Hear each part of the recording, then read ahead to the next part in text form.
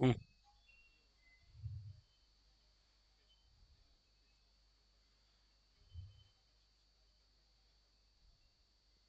YouTube पर class या? अच्छा।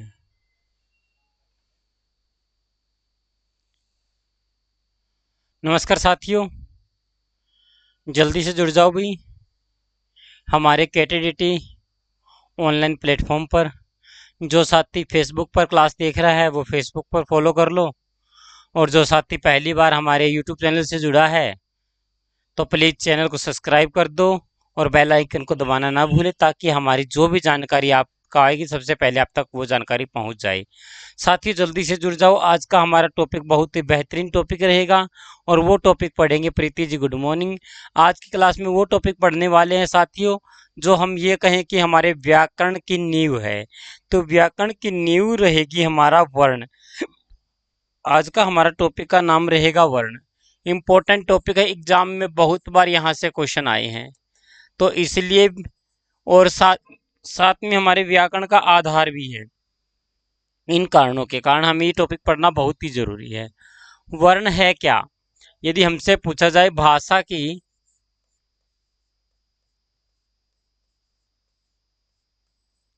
सबसे छोटी इकाई, भाषा की सबसे छोटी इकाई क्या है? तो ये प्यारे साथियों लिखा गया है, वर्ण है। भाषा की सबसे छोटी इकाई है वर्ण। अब कई किताबों में लिखा गया है साथियों कि भाषा की लघुत्तम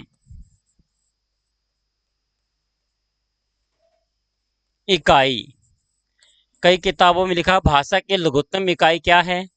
वर्ण है, या फिर वर्ण ऑप्शन में ना हो तो ध्वनि है।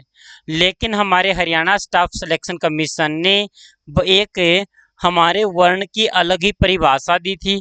वो परिभाषा दी थी, भाषा की भाषा की वह लघुत्तम इकाई, वह लघुत्तम इकाई जिसके और टुकड़े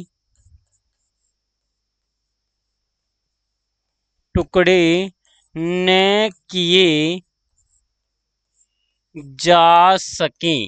भाषा की लघुत्तम इकाई जिसके और टुकड़े न किए जा सके वो क्या कहलाएगी? वो हमारी कहलाएगी वर्ण। क्या कहलाएगी प्यारे साथी? वो हमारी कहलाएगी वर्ण। अब हमारे जो एग्जाम में केंद्रीय विद्यालय संगठन का पेपर हुआ था, वहां पर हमसे पूछा गया था कि वर्ण की परिभाषा में वह अखंडित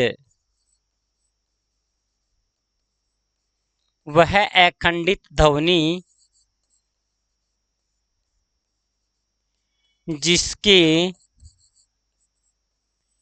खंड संभव न हो, वह अखंडित ध्वनि जिसके खंड संभव न हो वो क्या कहलाएगी? वो हमारी कहलाएगी वर्ण। हमारे ये वाली परिभाषा केंद्रीय विद्यालय संगठन का एग्जाम हुआ था, वहां पर पूछी गई थी। और भाषा की वह लघुत्तम इकाई जिसके और टुकड़े ना किए जा सके, ये हमारे हरियाणा स्टाफ सिलेक्शन कमीशन ने सन 2019 कलर का पेपर हुआ था, वहां पूछी गई थी। भाषा की लघुत्तम इकाई भाषा की लघुत्तम इकाई ये हमारी परिभाषा लुसेंट की बुक में लिखी गई है, और ये परिभाषा हमारे अरिहंत की बुक में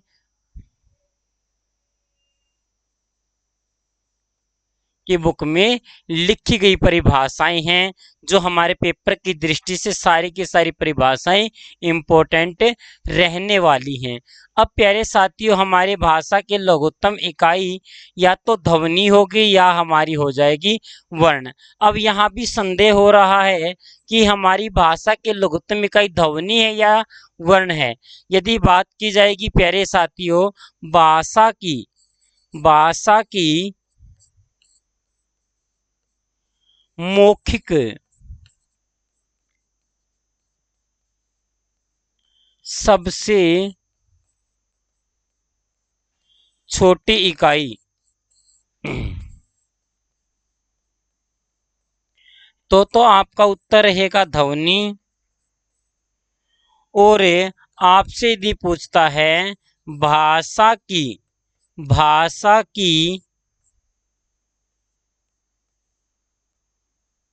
लिखित सबसे छोटी इकाई, तब आपने कहना है वर्ण। यदि आपसे पूछा जाए लिखित पूछता है तो वर्ण और मौखिक पूछता है तो ध्वनि। तो प्यारे साथियों, ये हमारी सारी की सारी भाषा की सबसे छोटी इकाई हो जाएंगी। और छोटी इकाई की बात की जाए तो कौन सी इकाई छोटी है? जैसे हमारी ए, आ, ई, ओ, औ। और इसी तरह से क, ख, ग है। ये ऐसी ध्वनियां हैं, ये ऐसी वर्ण हैं जिनके और टुकड़े नहीं किए जा सकते। ये सारे के सारे हमारे क्या कहलाते हैं? ये सारे के सारे हमारे कहलाते हैं ध्वनियां। बोलते हैं तो प्यारे साथियों ध्वनियां कहलाती हैं, ए, आ, ई। और जब मैंने इनको दे दिया है लिखित रूप तो ये सारी की सारी क्या बन गई हैं? ये सारे के सारे हमारे बन गए हैं वर्ण बन गए हैं। जब बोलते हैं तो प्यारे साथियों ध्वनि है, और जब आप इनको लिखने लिखित रूप दे देते हो तो ये सारे के सारे हमारे वर्ण बन जाते हैं। Ankit ji good morning. Manish Kumar good morning. आप सभी का केटीडीटी ऑनलाइन प्लेटफॉर्म पर पहुंचने पर हार्दिक अभिनंदन है। हृदय की गहराइयों से आपका स्वागत है। प्यारे साथियों, यहाँ तक सभी को क्लियर हो गया होगा, ऐसी मैं आपसे करता हूँ उम्मीद, क्योंकि वर्ण को लेकर अलग अलग परिभाषाएं दी गई थी। जितनी भी परिभाषाएं हमारे पेपर की दृष्टि से इम्पोर्टेंट थी वो सारी की सारी परिभाषाएं मैंने आपको लिखवा दी हैं। अब बढ़ते हैं आगे। अब हम बढ़ेंगे आगे। हमारे वर्ण कौन कौन से हो जाएंगे? जैसे क, ख, ग, है तक। और इसके अलावा हमने पढ़ा था ए, आ, ई, औ तक। ये सारे के सारे हमारे क्या हैं? जब मैंने इनको लिखित रूप दे दिया है तो ये सारे के सारे हो गए हैं भाई वर्ण। अब क, ख, ग, घ से लेकर है तक पढ़ा। ये प्यारे बच्चों हमारे अलग तरह के वर्ण हैं जिनको हमने नाम दे दिया क्या? व्यंजन। और ए, आ, ई। अब हमने इनको पढ़ा तो इनको हमने अलग नाम दिया है। वो अलग नाम क्या है सर? वो अलग नाम है स्वर। अलग नाम क्या हो जाएगा भाई? स्वर। यदि व्यंजनों की संख्या की बात करें तो व्यंजनों की संख्या रहेगी 33। और हमसे पूछा जाएगा स्वरों की संख्या की बात करें तो स्वरों की संख्या हो जाएगी 11। तो हमारे स्वर और व्यंजन, स्वर और व्यंजन दोनों के दोनों क्या हैं जी? वर्ण हैं। क्या हैं? वर्ण। ये भी हमारे वर्ण है और ये भी हमारे वर्ण है। अब हमसे पूछेगा कि वर्ण के भेद कितने हैं? तो वर्ण के भेद कितने हो जाएंगे? वर्ण के भेद हो जाएंगे दो। एक हमारा रहेगा स्वर और दूसरा हमारा रहेगा व्यंजन। स्वर और व्यंजन। अब प्यारे साथियों हमसे पूछा जाता है कि वर्णमाला में वर्णों की संख्या,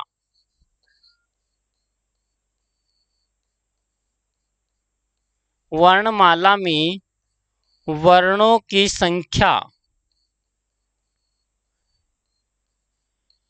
वर्णों की संख्या कितनी है? तो हम कहेंगे 34। 11 हमारे हैं स्वर, 44 11 स्वर और 33 व्यंजन। ये हमारे क्या हो जाएंगे? वर्णमाला में वर्णों की संख्या। अब प्यारे साथियों हमसे पूछा जाए कि वर्णमाला में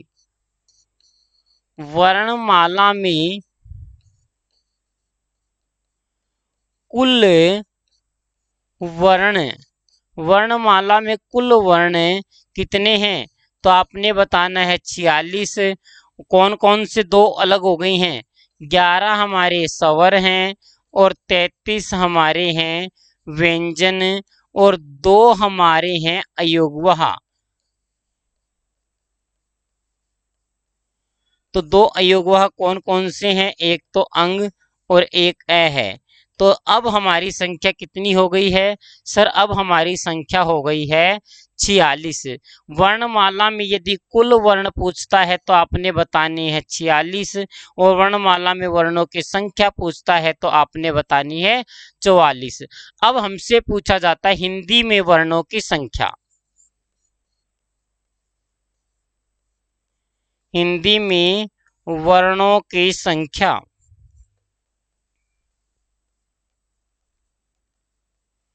हिंदी में वर्णों की संख्या की बात की जाए तो हमारी संख्या रहने वाली है 52। कितनी संख्या है भाई?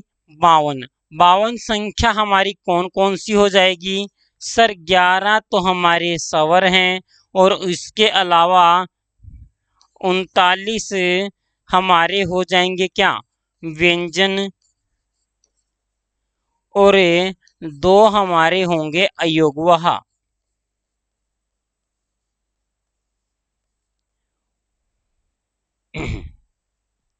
अब हमारी संख्या कितनी हो गई है? हमारी संख्या हो गई है भाई कितनी? 39 हो गई है। व्यंजनों के 11 स्वर हैं और 2 अयोगवा है तो 52। हमसे पूछा जाता है लेखन के आधार पर, लेखन के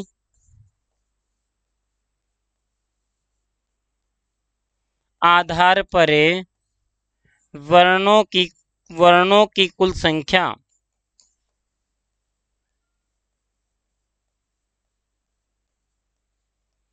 लेखन के आधार पर वर्णों की संख्या की बात करेंगे तो हम पढ़ेंगे 55। तो हमारे 55 कौन से हो जाएंगे? हम पढ़ेंगे 11 स्वरों को, 33 ये 39 व्यंजनों को, 2 अयोगवाह को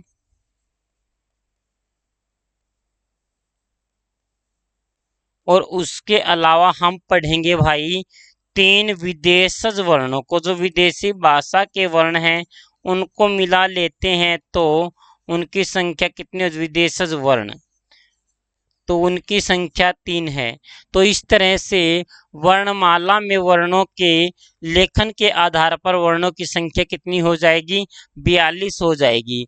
अब हमने यहाँ पर ये जान लिया है भाई कि वर्णमाला वर्ण के भेद कितने हैं जी? 2।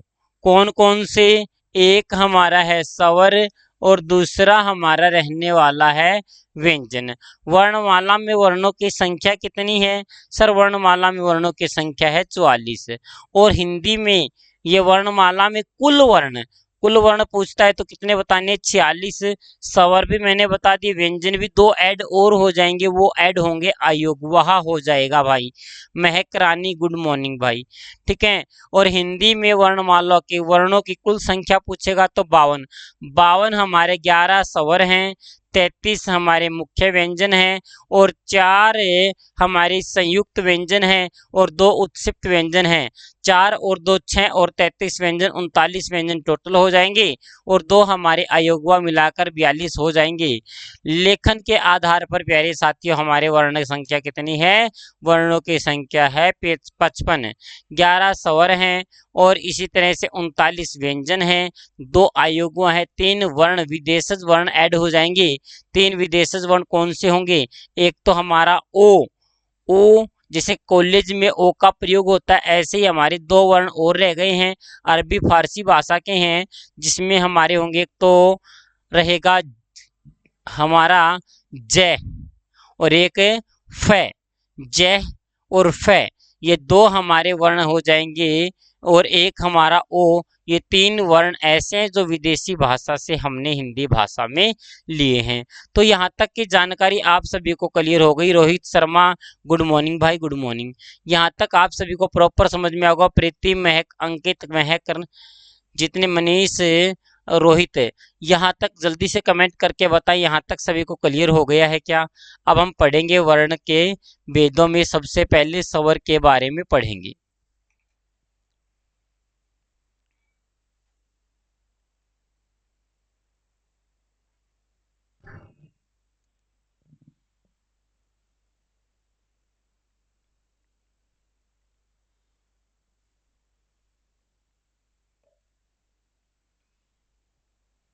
इसके बाद हम पढ़ने वाले हैं भाई वर्ण के भेद।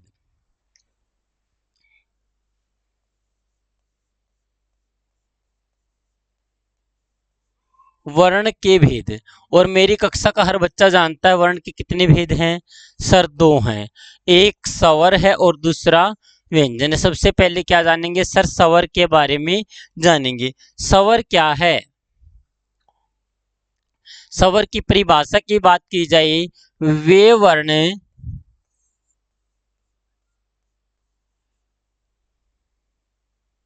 जो अन्य वर्णों की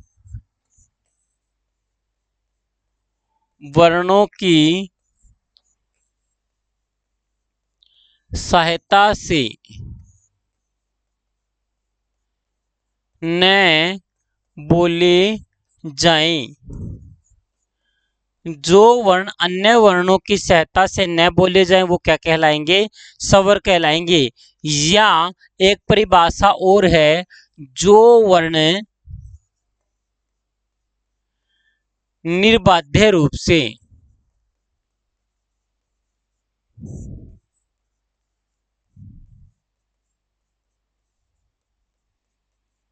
बोले जाते हैं। जो वर्ण बिना बाधा के बोले जाते हैं वो क्या कहलाएंगे? वो कहलाएंगे हमारे स्वर। बिना बाधा के अन्य वर्णों को बोलने में अन्य वर्णों की सहायता न लेनी पड़े वो कहलाते हैं स्वर कहलाएंगे। अब हमारे स्वर कौन कौन से हैं? अब स्वरों के ऊपर करते हैं बात। स्वर में हमारे आएंगे ए, आ, ई, दीर्घ ई, उ, दीर्घ उ, री, ए, आई, ओ और औ। ये हमारे क्या हैं? स्वर। अब स्वरों की संख्या की बात की जाए तो स्वरों की संख्या कितनी बताई थी भाई? 11। स्वरों की संख्या कितनी है? 11। अब बात की जाएगी भाई हमारे संस्कृत भाषा में यदि हमसे पूछा जाए संस्कृत में स्वर कितने हैं?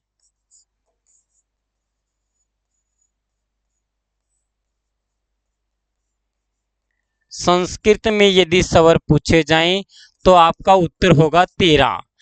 तो प्यारे साथियों 13 कौन कौन से हैं?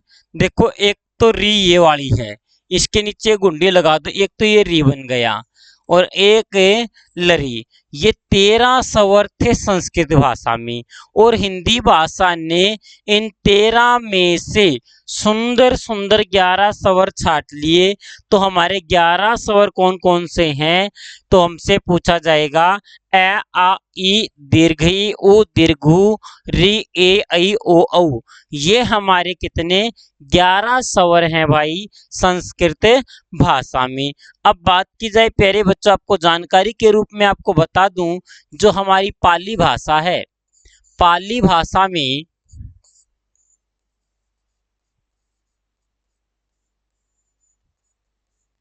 स्वरों की संख्या है 10। पाली भाषा में जो री स्वर है, री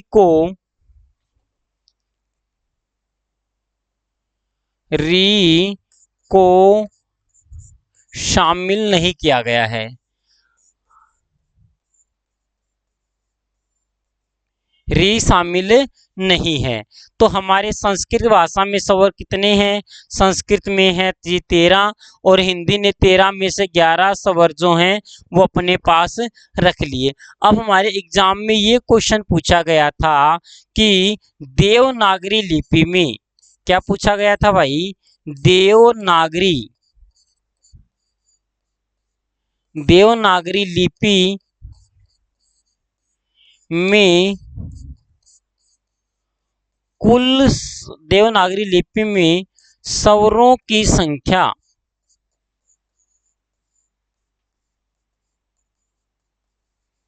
जो देवनागरी लिपि है वो प्यारे साथियों हमारे हिंदी भाषा की भी है और इसके अलावा संस्कृत भाषा की भी है। तो ये हमारे एग्जाम में क्वेश्चन आया था कि देवनागरी लिपि में स्वरों की संख्या कितनी है। तो स्वरों की संख्या कितनी है भाई? 13। पहले लिपि किसकी, देवनागरी लिपि किस भाषा की बनी थी? संस्कृत की। और देवनागरी लिपि में स्वरों के स्वर कितने थे सर? 13 ही थे। और 13 में से हिंदी भाषा ने कितने स्वर निकाल लिए हैं? तो हमारे 11 स्वर निकाल लिए हैं। तो यहाँ तक की जानकारी आपको क्लियर हो गई होगी। हमारे एग्जाम में ये भी क्वेश्चन पूछा गया था कि हिंदी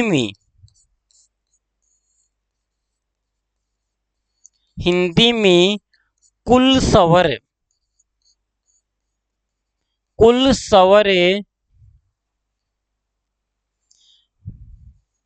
अनुस्वार और विसर्ग सहित कितने हैं? ये भी हमारे एग्जाम का क्वेश्चन पूछा जा चुका है। हिंदी में कुल स्वर, हिंदी में स्वरों की बात की जाए तो कुल स्वर कितने हैं सर? 9 ही हैं। अनुस्वार एक हमारा ये वाला अनुस्वार है और एक हमारा है विसर्ग। तो 9 सॉरी हिंदी में कुल स्वर हैं हमारे 11। और अब 11 में अंग और ए है, इनको शामिल कर देते हैं तो हमारे हिंदी में स्वर कितने हो जाएंगे भाई? 13 स्वर हो जाएंगे। लेकिन वहां पर अंग और ए है, अनुस्वार और विसर्ग को मिलाकर 13 होते हैं। लेकिन हिंदी में तो स्वर हैं कुल कितने? 11 ही स्वर हैं। तो यहाँ तक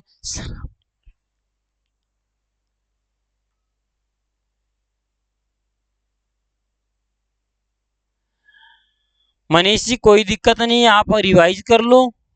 ठीक है, ये टॉपिक आपका हो गया तो आप रिवाइज कर लो। तो इस तरह से आपको बहुत सारी बातें ऐसी मिलेंगी जो इस टॉपिक में नहीं मिलेंगी। उस टॉपिक में भले ही करवा दे लेकिन बहुत सारा कंटेंट ऐसा मिलेगा जो उसमें नहीं करवा पाया था, इसमें मैं करवा रहा हूँ।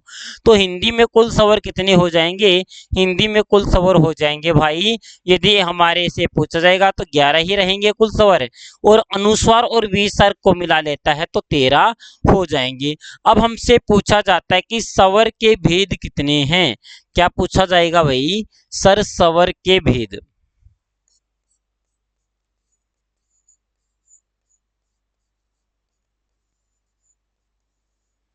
स्वर के भेद, स्वर के भेद हम पढ़ेंगे भाई। पहला भेद हम पढ़ने वाले किसके आधार पर है सर? स्वर के भेद हम पढ़ेंगे बनावट के आधार पर।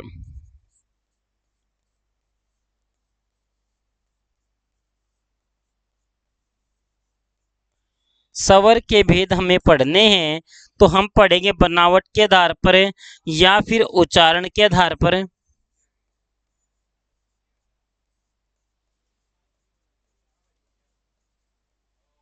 और हम पढ़ेंगे मात्रा के आधार पर।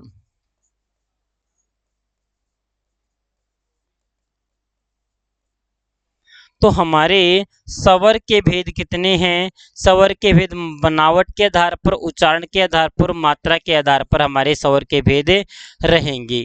तो यहाँ तक आप सभी को समझ में आ गया होगा। तो मैं दोबारा से रिपीट कर देता हूँ, स्वर क्या कहेंगे? स्वर किसे कहेंगे? जो वर्ण है जिन वर्णों के उच्चारण में अन्य वर्णों की सहायता न लेनी पड़ी। ये प्यारे साथियों ऐसे वर्ण है जिनको बोलते समय या लिखते समय हमने किसी भी वर्ण की सहायता नहीं लेनी पड़ती है, तो वो हमारे क्या कहलाएंगे? स्वर कहलाएंगे। या बिना बाधा के, जैसे हमने बोला ए, आ, ई, उ, इसमें हमारे मुख से वायु सीधी बाहर निकल रही है। लेकिन यदि हम बोलते हैं, क्या हमने बोल दिया प्यारे साथियों कि कै बोलना, कै कै बोला तो हमारी जीवा से मुख से वायु सीधी बाहर नहीं, टै बोला तो हमारी जीभ फिर टकरा खड़ी हो गई। इन जब टे ठे डे तै थे दै पै फै बै इस तरह से हम बोलते हैं तो कहीं ना कहीं रुकावट उत्पन्न होती है। लेकिन जब स्वरों को बोलते हैं तो कोई भी रुकावट उत्पन्न नहीं होती है। तो यहाँ तक क्लियर हो गया होगा। स्वरों की संख्या पूछेगा तो हिंदी में कितनी है? 11 है और संस्कृत भाषा में 13 है। और यदि पाली भाषा में आपसे पूछता है तो 10 है, री को शामिल नहीं किया गया है। देवनागरी लिपि पेपर में यह क्वेश्चन पूछा गया, देवनागरी लिपि में स्वरों की संख्या कितनी है? तो स्वरों की देवनागरी लिपि हिंदी की भी है और संस्कृत की भी है। देवनागरी लिपि पहले बनी थी संस्कृत की और बाद में बनी हिंदी की। तो देवनागरी लिपि में स्वरों की संख्या कितनी है? 13। हिंदी में कुल स्वर अनुस्वार और विसर्ग को मिला लेते हैं तो 13 हैं, वैसे हिंदी में कितने हैं? 11। हम पढ़ेंगे अब स्वर के भेद। जल्दी से कमेंट करके बताएं यहाँ तक क्लियर हो गया है सभी स्टूडेंट्स को।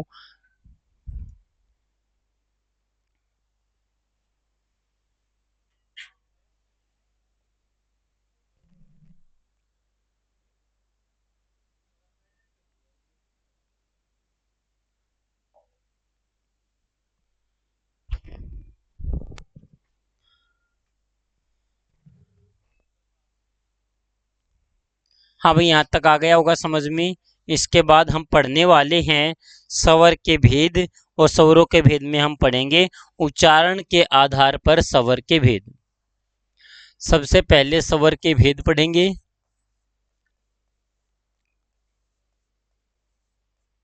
स्वर के भेद, स्वर के भेदों में हम पढ़ेंगे बनावट,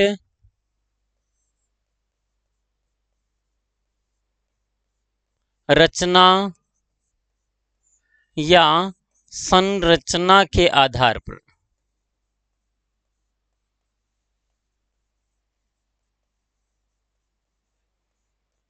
रचना, संरचना या फिर बनावट के आधार पर हमसे स्वर के भेद पूछे जाएंगे तो हमारे भेद कितने रहेंगे सर? 3 भेद रहेंगे। रचना, संरचना या बनावट के आधार पर स्वर के भेद कितने भेद हो जाएंगे सर? 3 भेद हो जाएंगे। 3 भेद कौन कौन से रहेंगे? एक तो हमारा रहेगा मूल स्वर, दूसरा रहेगा हमारा दीर्घ स्वर, और तीसरा रहेगा संयुक्त स्वर।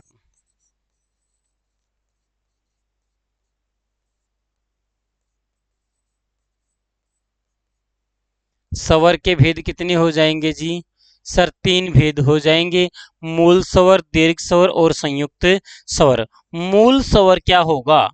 जिन जो स्वर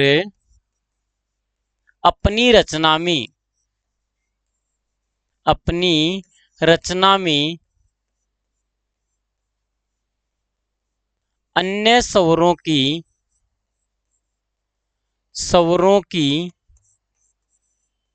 सहायता नहीं लेते। जो स्वर अपनी रचना में अन्य स्वरों की सहायता नहीं लेते हैं वो क्या कहलाएंगे? मूल स्वर कहलाएंगे। तो हमारे मूल स्वर कौन कौन से होंगे? जो अपनी रचना में किसी भी स्वर की सहायता नहीं लेते हैं। ये प्यारे बच्चों अपने आप में पूर्ण माने जाते हैं। ए, ई, उ और री। ए, ई, उ, री, ये 4 स्वर ऐसे हैं जिनको बनाने में हमें किसी भी स्वर की सहायता नहीं लेनी पड़ती है। अब हमसे पेपर में पूछा गया था कि मूल स्वरों की संख्या कितनी है? तो मूल स्वरों की संख्या कितनी है? तो हम कहेंगे जी 4 हमारे मूल स्वरों की संख्या रहने वाली है।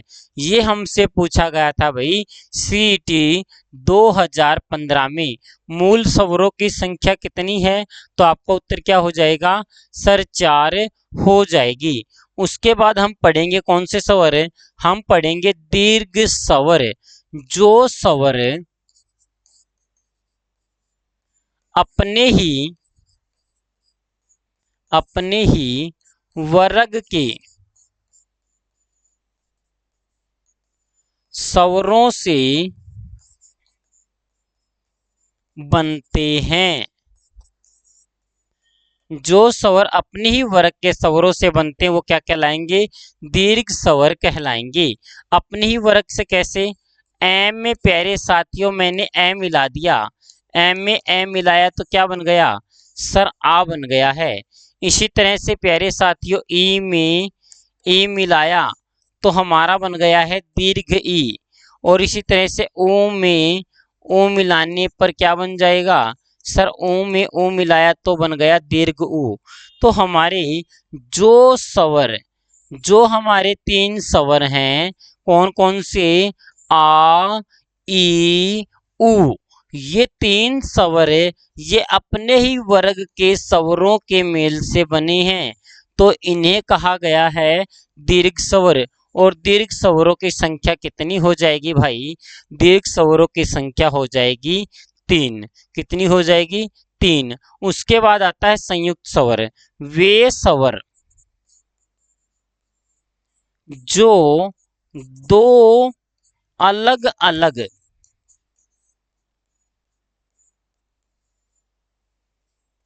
स्वरों के मेल से बनते हैं। जो स्वर दो अलग अलग स्वरों के मेल से बनेंगे वो क्या कहलाएंगे सर संयुक्त स्वर कहलाएंगे। वो संयुक्त स्वर कौन कौन से होंगे जैसे प्यारे साथियों एम में मैंने ई को मिलाया एम में ई को मिलाता हूं तो बनेगा ए। क्या बन जाएगा ए बन जाएगा। इसी तरह से एम में यदि मैंने ए को मिलाया तो हमारा बनेगा आई। इसी तरह से ए में ओ को मिलाऊंगा तो क्या बन जाएगा सर ओ। और ए में ओ को मिलाऊंगा तो क्या बनेगा तो हमारा बन जाएगा औ। तो हमारे चार स्वर ऐसे हैं ए ऐ ओ औ। ये ये चार स्वर अलग अलग स्वरों के मेल से बने हैं इसलिए इन स्वरों को कहा गया है संयुक्त स्वर। और इनकी संख्या की बात की जाए हमारे जो संयुक्त स्वर हैं ये कितने होने वाले हैं ये भाई चार हो जाएंगे। चार और तीन सात और सात और चार 11। तो हमने बनावट के आधार पर 11 के 11 स्वर पढ़ लिए हैं कि वो किस प्रकार से बने हैं। तो यहाँ तक मनीष कुमार जल्दी से कमेंट करके बताओ क्या आपको प्रॉपर समझ में आ गया है। जल्दी से कमेंट कीजिए।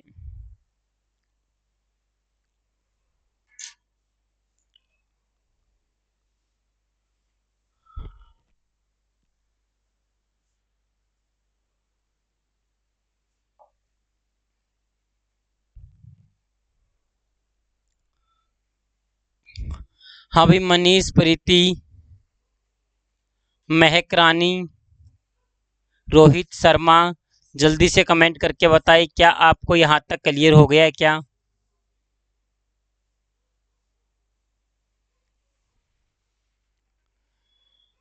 अरे जितने भी स्टूडेंट्स देख रहे हैं प्लीज कमेंट करके बताएं ना।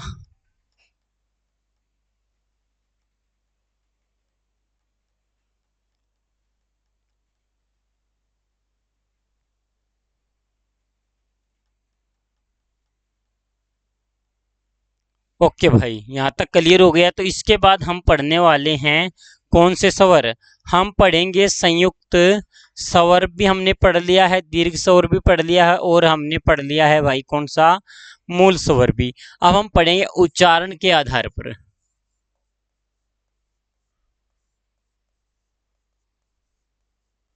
उच्चारण के आधार पर स्वर के भेद।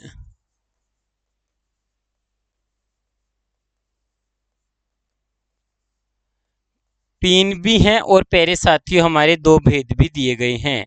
उच्चारण के आधार पर हमसे पूछा जाएगा तो कितने भेद हैं सर तीन भी हैं और दो भी हैं। तीन कौन कौन से हैं और दो कौन कौन से हैं अब उनके बारे में हम पढ़ेंगे। सबसे पहले आता हमारा हरीसव स्वर। उसके बाद आता है दीर्घ स्वर। उसके बाद आता है हमारा पलुत स्वर। हरीसव स्वर। हरीसव का मतलब होता है कम। उच्चारण का मतलब बोलने में जिन स्वरों को जिन स्वरों को बोलने में कम से कम समय लगे।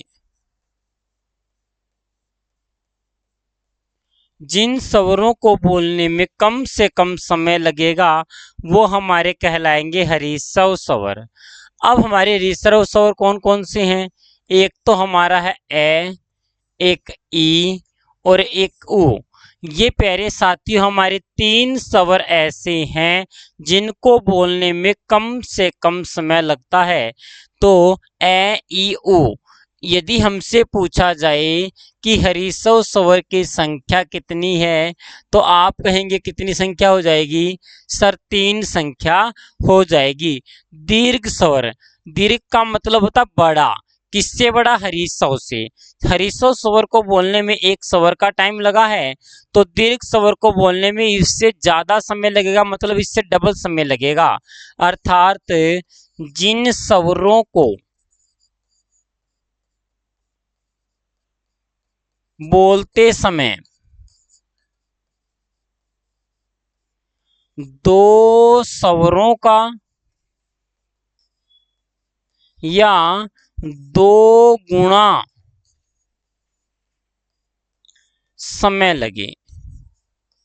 जिन स्वरों को बोलने में हरीसव से 2 गुना या 2 स्वरों का समय लगेगा वो हमारा कहलाएगा दीर्घ स्वर। अब देखो भाई, ए की तुलना में आ को बोलने में 2 स्वरों का टाइम लगता है और ई की तुलना में दीर्घ ई को बोलने में 2 स्वरों का समय लगता है।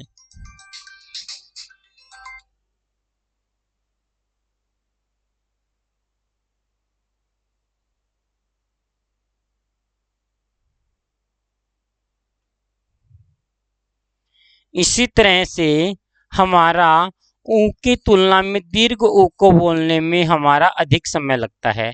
इसी तरह से ए की तुलना में ए को बोलने में दुगना समय लगता है, आई को बोलने में दुगना समय लगता है, ओ को बोलने में हमारा अधिक समय लगता है और औ को बोलने में अधिक समय लगता है। तो जिन स्वरों को बोलने में हमारा अधिक समय लगेगा वो स्वर कितने हो जाएंगे? वो स्वर हमारे हो जाएंगे भाई, उनकी संख्या यदि पूछता है तो कितनी हो जाएगी? दीर्घ स्वरों की संख्या 7। तो प्यारे बच्चों हमारे हरीसव स्वर की संख्या 3 है और दीर्घ स्वर की संख्या है कितनी? 7 है। तो हमारे उच्चारण के आधार पर यदि हमसे पूछता है स्वरों की संख्या कितनी है, स्वरों की संख्या यदि पूछी जाए तो हमारी संख्या होगी भाई, स्वरों की संख्या उच्चारण के आधार पर 10 रहेगी। प्यारे साथियों हमारा जो री स्वर है, री स्वर को उच्चारण के आधार पर काउंट नहीं किया गया है। उच्चारण के आधार पर हमारा री स्वर को नहीं गिना गया है, तो हमने उच्चारण के आधार पर स्वरों की संख्या कितनी है? 10 रहने वाली है। उसके बाद आता पलुत। पलुत का मतलब होता है अधिक से अधिक, और हमारी संख्या पहले ही हो चुकी है 10। तो पलुत स्वर के दिल को डांटने के लिए क्या कहा गया कि जिन स्वरों को बोलते समय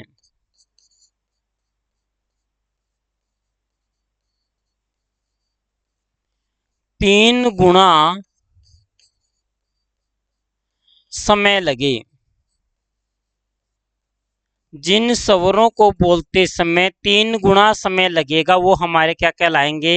वो हमारे कहलाएंगे पलुत स्वर। अब स्वर हमारा बचा ही नहीं है तो पलुत स्वर कहाँ से होगा? लेकिन हम किसी भी स्वर के पीछे इस तरह से 3 लिख देंगे तो उस स्वर का उच्चारण हमें कितनी बार करना है? 3 बार करना है। जैसे मैंने ओ के पीछे 3 लिख दिया तो इस ओ का उच्चारण हमें करना है 3 बार। जैसे जैसे प्यारे साथियों हमने बोला ओम, क्या बोला? ओम। अब अरीसव स्वर, दीर्घ स्वर, पलुत स्वर, बिल्कुल सही बताया भाई। अब ओम, ओम को बोलने में, ओ को बोलने में 3 गुना समय लगा है। किसी भी स्वर के पीछे हम इस तरह का प्रयोग कर देंगे तो वो हमारा स्वर कितने बार बोला जाएगा सर? 3 बार बोला जाएगा। जैसे मैंने यहाँ पर लिख दिया राम, रै को आम, राम, इस स्वर को हमने बढ़ा दिया है। तो हमारा पेपर में पूछा गया था कि प्लुत स्वर का प्रयोग कहाँ किया जाता है, तो हम कहेंगे सर हमारा प्लुत स्वर का प्रयोग जब किसी को पुकारते हैं, संबोधन करते हैं या बुलाते हैं तो हम किस स्वर का प्रयोग करते हैं? अक्सर प्लुत स्वर का ही प्रयोग किया जाता है। और हमारे संगीत में भी गानों में भी हम किस स्वर का प्रयोग करते हैं? गानों में स्वरों को बढ़ाया जाता है। तो जब हम गानों में स्वरों को बढ़ाते तो वहाँ पर हम स्वर को प्लुत स्वर का ही प्रयोग करते हैं। तो प्यारे साथियों, हमारे इस तरह से कितने भेद हो गए हैं? 3 भेद हो गए हैं। लेकिन लेकिन प्यारे साथियों, आपको बता दूं, जो हमारे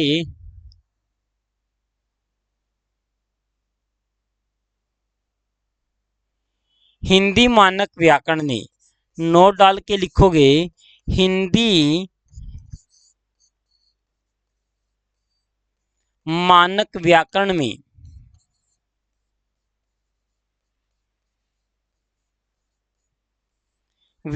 में प्लुत स्वर को हटा दिया गया है, हटाया गया है, हटाया गया है। अब हमारे स्वर के उच्चारण के आधार पर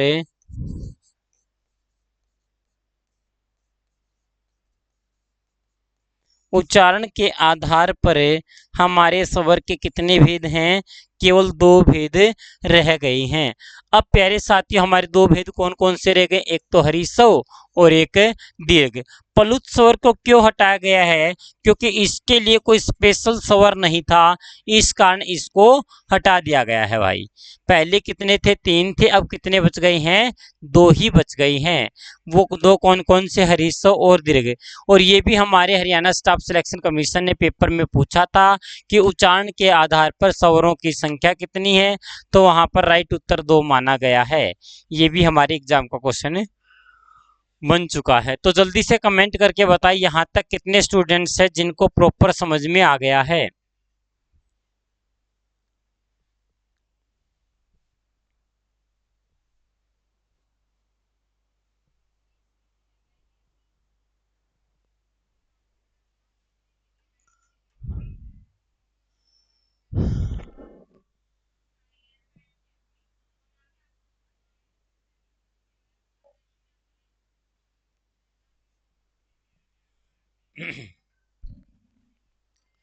इसके बाद हम पढ़ने वाले हैं मात्रा के आधार पर स्वर के भेद।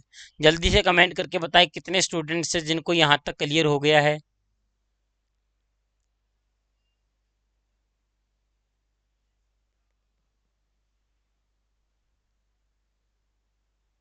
ओके भाई, आगे बढ़ते हैं। इसके बाद हमारा आता है मात्रा के आधार पर।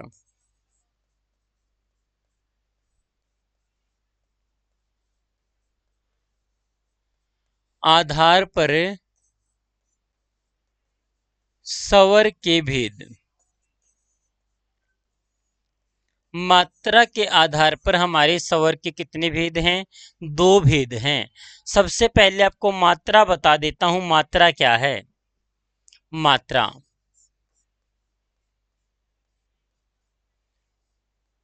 स्वरों को बोलने में जो समय लगता है उसे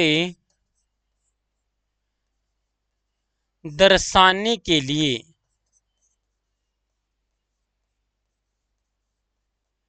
प्रयुक्त चिन्हों को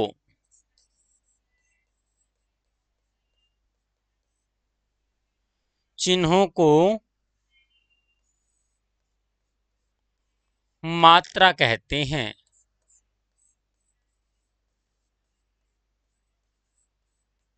अब स्वर को बोलने में जो समय लगता है उसको दर्शाने के लिए प्रयुक्त चिन्हों को क्या कहेंगे? मात्रा कहेंगे। या फिर मैं ये भी कह सकता हूं कि स्वरों का बदला हुआ रूप मात्रा कहलाता है।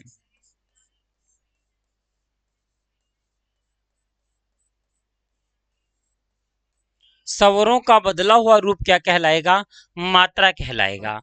अब हमारा स्वरों का बदला हुआ रूप मात्रा कहलाएगा। सबसे पहले हमें यह पता होना चाहिए स्वर कौन कौन से हैं। स्वर की बात की जाए तो हमारे स्वर हैं ए, आ, ई, दीर्घ ई, उ, दीर्घ उ, री, ए, आई, ओ, औ। ये हमारे क्या है भाई? ये सारे के सारे हमारे हैं स्वर। और स्वरों का बदला हुआ रूप क्या है? मात्रा।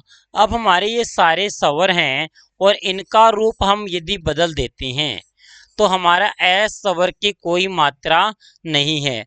आ की हमारी मात्रा ये है और ई की मात्रा प्यारे साथी ये हो जाएगी और दीर्घ ई की मात्रा इस तरह से, ऊ की मात्रा ये हो जाएगी, दीर्घ ऊ की मात्रा ये हो जाएगी और इसके अलावा री की मात्रा ये है, ए की मात्रा ये है और आई की मात्रा इस तरह की, ओ की मात्रा ये हो जाएगी। इसी तरह से प्यारे साथी औ की मात्रा हमारी ये हो जाएगी। अब हमसे पूछा जाएगा, जैसे मैं आपको परिभाषा लिखी थी, स्वर को बोलने में जो समय लगता उसे दर्शाने के लिए प्रयुक्त चिन्हों को मात्रा कहा गया है। जैसे मैंने यहाँ पर लिखा सीमा सीमा। अब सै में समय नहीं लगा है, सी ई में समय लगा है। सै में समय नहीं लगा बल्कि ई में समय लगा है। सीमा सै प्लस ई में प्लस में आ। अब सै में समय ई में समय लगा, मैं में समय नहीं लगा बल्कि आ में समय लगा। जो ई और आ में समय लगा है उसको प्रदर्शित करने के लिए हमने एक मात्रा खींच दी, ये ई की मात्रा और ये आ की मात्रा। स्वरों को बोलने में जो समय लगा उसको दर्शाने के लिए जो मात्रा खींची वही हमारे जो चिन्ह बनाए हैं ये हमने बना दिए निशान। इन्हीं निशानों को क्या कहा गया है? मात्रा कहा गया है। या फिर मैं कहूं स्वरों का बदला हुआ रूप क्या है? मात्रा। अब ये हमारा क्या है? आ। ये आ था और इसी का बदलाव रूप आ है। ये हमारे ई है, इसका बदला हुआ रूप हमारा ये वाला ई है। तो स्वरों का बदला हुआ रूप क्या कहलाया है? मात्रा कहलाया है। अब हमसे पूछा जाता है कि मात्रा के भेद कितने हैं। अब यहाँ पर किस स्वर की मात्रा नहीं है? भाई ए ऐसा स्वर है जिसकी कोई मात्रा नहीं है। तो प्यारे साथियों आपको बता दूं, ए की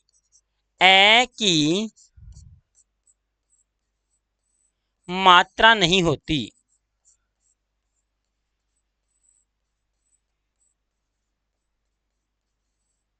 बल्कि क्या होगी? बल्कि ए की पाई होती है। ए की क्या होती है? पाई होती है। ए की होती है भाई पाई। पाई किस तरह से? इस खड़ी रेखा को कहा गया है पाई। इस खड़ी रेखा को क्या कहा गया है भाई? पाई कहा गया है। जैसे देखो भाई मैंने यहाँ पर लिखा कै। अब जब कै में मैंने एम नहीं मिलाया था तो ये था हमारा तिरछी रेखा, आधा था। और जब इसके अंदर ए मिला दिया तो ये जो खड़ी रेखा सीधी रेखा हो गई है। इस सीधी रेखा को क्या कहा गया है? पाई कहा गया है। जब मैंने गैम में ए नहीं मिलाया था तो ये रेखा थी तिरछी, और जब मैंने इसके अंदर ए मिला दिया तो ये रेखा हो गई भाई सीधी। इस सीधी रेखा को ही पाई कहा गया है।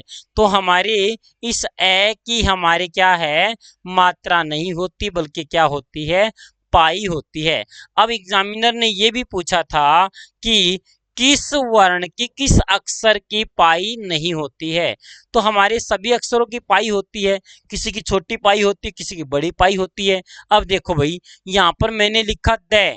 अब द की पाई हमारी है छोटी, ये देखो छोटी सी पाई है। लेकिन एक वर्ण ऐसा है जिसकी पाई होती ही नहीं है, जो वो वर्ण कौन सा है, रे की पाई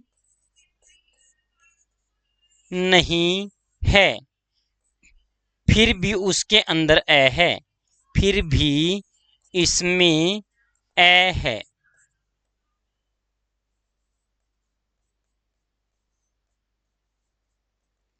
भाई हमारा जो रे वर्ण है इसकी पाई नहीं है, देखो भाई यहाँ से हमने ये मोड़ दिया, इसमें हमारा कोई भी पाई का प्रयोग नहीं किया, लेकिन इसके अंदर ए फिर भी विद्यमान है। अब प्यारे साथियों, हमसे पूछा जा सकता है कि मात्रा के भेद कितने हैं। अब मात्रा के यदि भेद पूछा जाए तो हमारे मात्रा के भेद रहने वाले हैं भाई दो। मात्रा के भेद,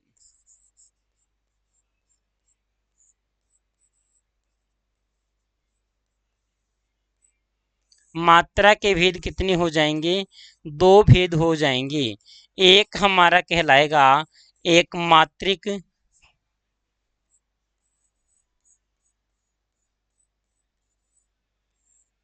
स्वर, और दूसरा हमारा कहलाएगा द्विमात्रिक स्वर। हमारे मात्रा, मात्रा किसकी होती है, स्वरों की। तो हमारे मात्रा के आधार पर स्वर के भेद कितने हो जाएंगे, दो। एक मात्रिक स्वर और द्विमात्रिक स्वर। जल्दी से कमेंट करके बताइए, यहाँ तक सभी को समझ में आ गया है क्या। अंजू, प्रीति, महक, मनीष, जल्दी से कमेंट करके बताइए यहाँ तक सबको समझ में आया है।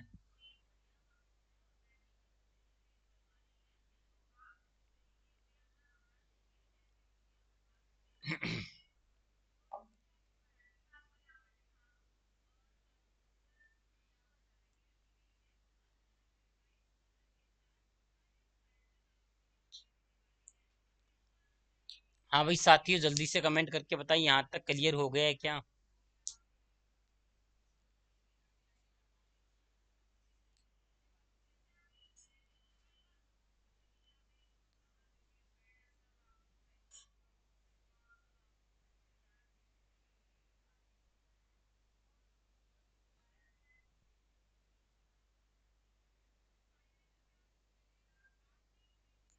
ओके भाई, आगे बढ़ते हैं। इसके बाद हम पढ़ेंगे एक मात्रिक स्वर और द्विमात्रिक स्वर। यदि हमसे पूछा जाए मात्रा के आधार पर, आधार पर स्वर के भेद, कितने भेद हो जाएंगे, दो। कौन कौन से, एक तो हमारा कहलाएगा एक मात्रिक स्वर,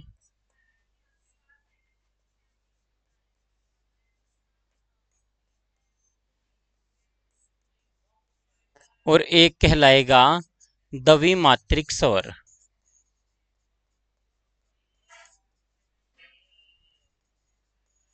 एक मात्रिक स्वर और द्विमात्रिक स्वर, जिन स्वरों की, जिन स्वरों की एक मात्रा होती है,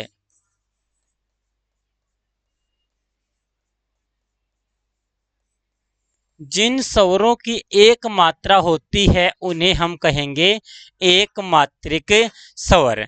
अब हमारे किन स्वरों की एक मात्रा होगी, तो उन स्वरों में हमारा आएगा ए, सॉरी, ई, उ, री, ई, उ, री। इन स्वरों की हमारी कितनी मात्रा है सर, एक मात्रा है। और जो एक मात्रिक स्वर हैं, जो एक मात्रा वाले स्वर हैं, उनको हम कहेंगे लघु स्वर। क्या कहेंगे भाई, उनको एक स्वर का नाम दे देंगे जी लघु स्वर। और लघु स्वर का जो चिन्ह होता है वो होता है प्यारे साथियों इस तरह का। और ये चिन्ह किसका है, ये चिन्ह हमारा है पाई का। तो हमारे पाई किसकी है, ए की भी तो पाई है, ए भी तो हमारा इसी के अंतर्गत आ जाएगा। अब तो हमारे चार स्वर ऐसे हैं जिनका प्यारे बच्चों एक मात्रिक स्वर है और इनकी हम क्या कहेंगे, पाई कहेंगे। अब प्यारे साथियों द्विमात्रिक स्वर, द्विमात्रिक स्वर में क्या होगा, जिन स्वरों की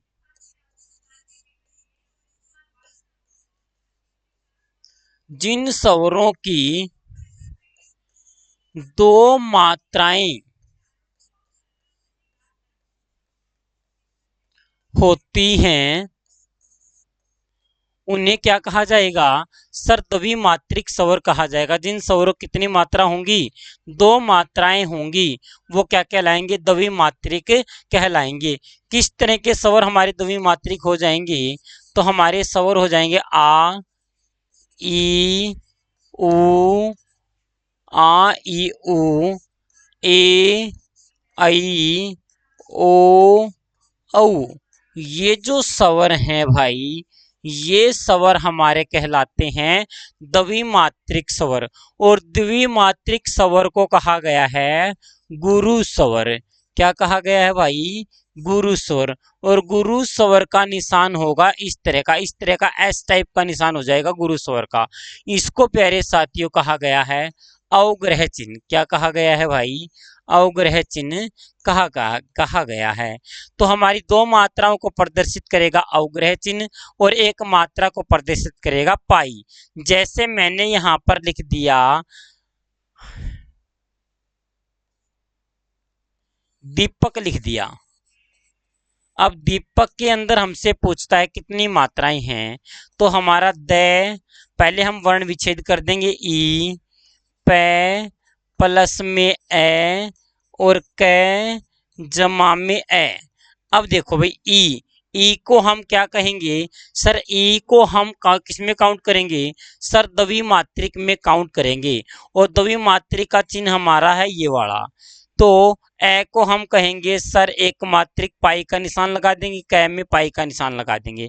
अब दीपक में मात्राएं पूछता है, तो दो मात्राएं तो इसके नाम की होगी, एक मात्रा ये, एक मात्रा ये।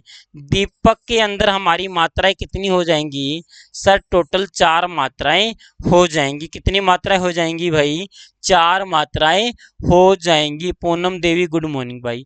इसी तरह से मैंने यहां पर लिखा कमलजीत। अब कमलजीत में कितनी मात्राएं हैं, कै के अंदर ए है, ए की हम एक मात्रा मानते, मै के अंदर ए है इसकी एक, ले के अंदर ए है इसकी एक, जय के अंदर ई है, ई बड़ी है तो दो मात्रा, और तय के अंदर ए है तो एक मात्रा। कमलजीत में कितनी मात्राएं, तीन, तीन दो पांच और एक छह। कमलजीत में टोटल मात्राएं कितनी मानेंगे हम, छह मात्राएं मानेंगे।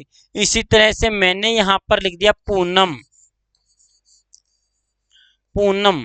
अब देखो पै के अंदर ऊ है, ऊ हमारा है दीर्घ, दीर्घ है तो इसकी कितनी मात्राएं मानी जाएंगी, दो। अवग्रह चिन्ह लगा देना, नय के अंदर एक और मै के अंदर एक। पूनम में टोटल मात्राओं की संख्या कितनी है भाई, चार मात्राएं हो जाएंगी। इसी तरह से प्यारे बच्चों मैंने यहां लिख दिया महक, महक के अंदर मात्रा है, कै के अंदर एक, मै के अंदर एक, है के अंदर एक, कै के अंदर एक। महक में मात्रा कितनी हो जाएगी, तीन मात्रा हो जाएगी। इसी तरह से हमसे पूछा जा सकता है नवदीप में कितनी मात्रा है, नवदीप में कितनी मात्राएं हैं, जल्दी से कमेंट करके बताएं, मुझे बताएं। कमला में कितनी मात्रा है, मुझे जल्दी से कमेंट करके बताएं, मुझे जल्दी से बताएं। इसी तरह से हरदीप कौर में कितनी मात्रा है, हरदीप कौर में कितनी मात्रा है, जल्दी से कमेंट करके बताएं इन क्वेश्चन के उत्तर। हाँ भाई साथियों, नवदीप, कमला, हरदीप कौर में कितनी मात्राएं रहने वाली हैं? जल्दी से बताएं। मणिपुरी में कितनी मात्राएं हैं? मणिपुरी।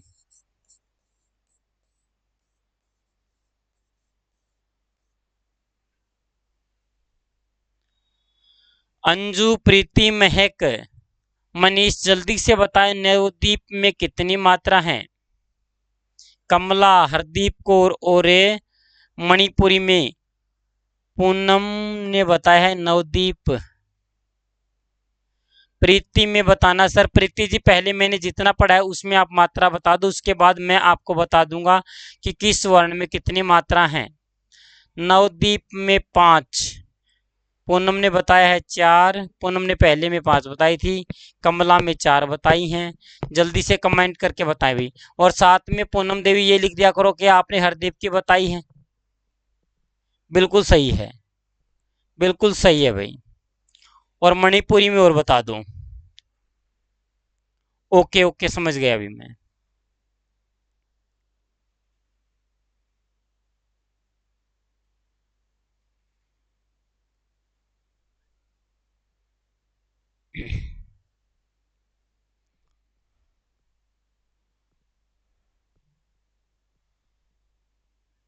ओके जी, सबका उत्तर सही आ रहा है। नवदीप में कितनी है? दो, दो और दो 4 और एक 5। कमला में 1 2 और 2 4। हरदीप कौर 1 2 2 4 1 5 5 2 7 और एक 8 मात्रा। और मणिपुरी में 1 2 3 और 2 5 मात्रा। तो जल्दी से देख लो भी आपका आंसर सही है या गलत है। 4 4 क्या बताया अभी? 4 4 4 4 कहाँ है? मणिपुरी में 7 मात्राएं, 1 2 3 2 5 है भाई। पूनम देवी, मणिपुरी में 5 मात्राएं हैं। मैं में 1 है, अणय के अंदर छोटी ई है, छोटी ई है, छोटी ई की कितनी मात्रा मानेंगे? एक ही तो मानेंगे, ठीक है। और पै के अंदर ऊ है, ऊ की कितनी मानेंगे? सर ऊ छोटा है तो एक ही तो मानेंगे। री, रै के अंदर ई है, ई तो बड़ी है सर, 2 मानेंगे। अब 1 2 3 3 2 5, लो भाई कहाँ गलती कर दी पूनम देवी? मणिपुरी में 7 मात्राएं कैसे हो गई विपरीति?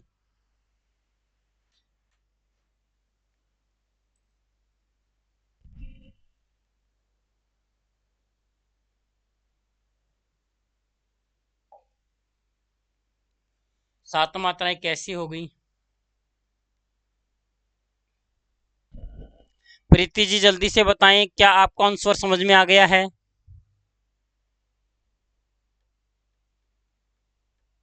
हाँ भाई, जल्दी से कमेंट करके बताएं यहां तक क्लियर हो गया क्या?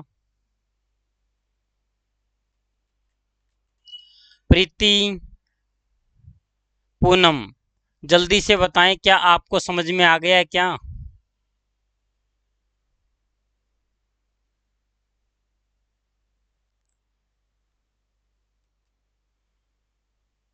प्रीति, महक, रोहित,